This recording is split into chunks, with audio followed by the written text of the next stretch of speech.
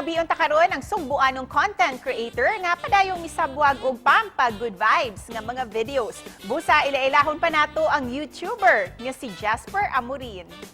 Maayong buntag Jasper and welcome sa GMA Regional TV Live. Maayong buntag sa tanan and maayong buntag Miss Cecile.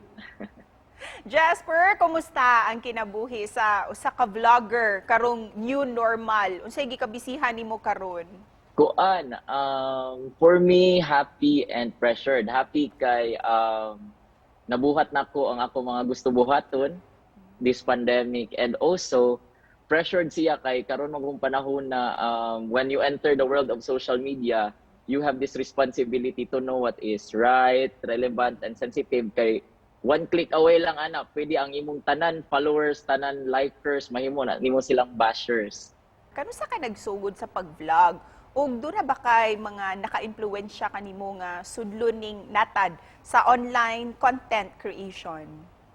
First yun is nag-work ko sa usa ka dako nga firm, audit firm sa Philippines for 2 years, and then after that nakadawat ko og mga offer from other companies, and now may isa adto nga ni times 3 ko na sa akong sweldo. So akong gidawat kay kuan man to opportunity for me to grow sad, especially financially. Pero it turned out nga after 3 months or 4 months working there, na bankrupt ang company and I was left jobless. So mo to siya, nagpadayon kong kuyog-kuyog ni medyo malito, and it was a blessing in disguise sad nga na-stop ko sa akong work and naka-enter yun ko og social media. Busa para sa mga aspiring YouTubers and online creators din ha, ilabi na ang kabataan Jasper. Unsay mohang gustong ihatag nga mga tips and techniques para kanila?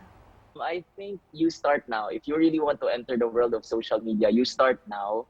Kay kuan man god, you don't know nga maybe ugma na dayon day ang imong big break. Wala man god, walay assurance ang social media. You just need one big break to make your name there, to put your name there.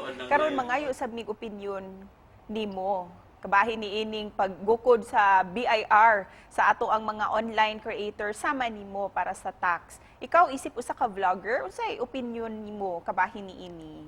I think it's right also for BIR to do this kay dili manggod tanan vloggers and dili tanan content creators knows how to sa BIR. So this will give them the urge, the necessity to go to the BIR and research themselves kung saan nila pag-file ang ilang mga taxes.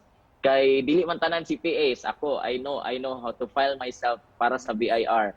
Pero katulagi dili tanan, and maybe even if they already know the taxes, their liability sa BIR, maybe kuwang lang yun sila og pressure para mo adto yun at to know unsa gyud ang ilang obligation sa BIR. Before we end this interview, unsa ang imuhang gustong ibilin nga mensahe sa ato ang mga kapuso nga nagtan-aw karong buntaga?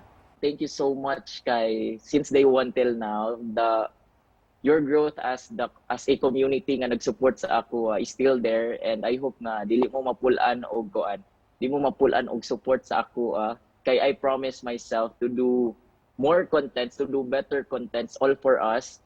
And mo to siya, thank you so much also sa GMA Regional TV for having me. Daghan kayong salamat. Salamat.